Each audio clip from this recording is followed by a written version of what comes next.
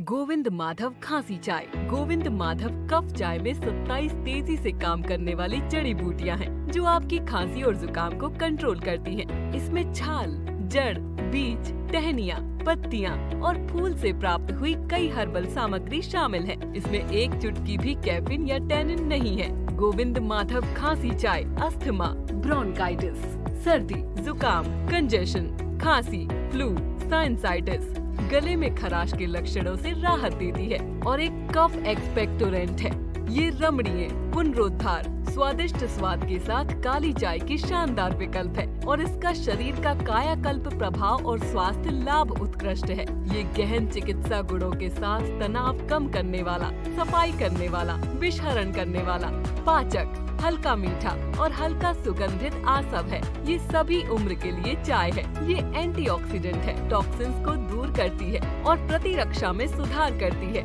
और तनाव से मुक्ति देती है।